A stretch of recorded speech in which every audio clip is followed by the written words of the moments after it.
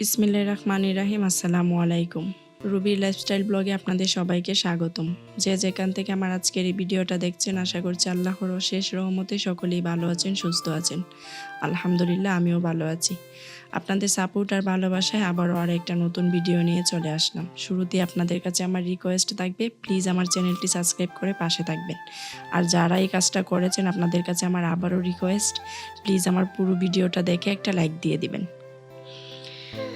মাঝে মাঝে কিছু আক্ষেপ খুব নীরব হয়, না কারোর কাছে বলা যায় না বলা যায়। কান্না করার মতো হলেও সেখানে কান্না করা যায় না, আর বলার মতো হলেও সেটা নিঃসন্দেহে কারো কাছে বলাও যায় না।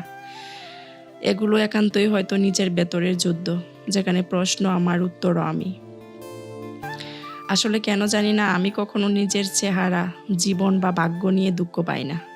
কারণ আমি জানি মানুষ কখনোই পরিপূর্ণ হয় না, আর আমার তেমন হওয়ার দরকারও নেই।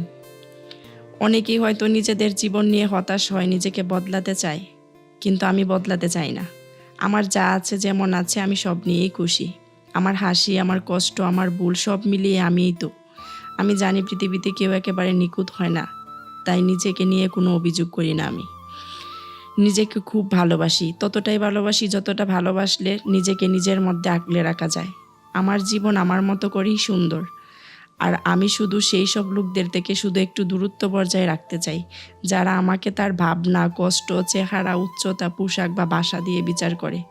তাদের সঙ্গে কেন জানি না আমার হিসাব মিলে না। আমি যেমন তেমনই ঠিক আছি, এটাই হয়তো আমার সবচেয়ে বড় শক্তি।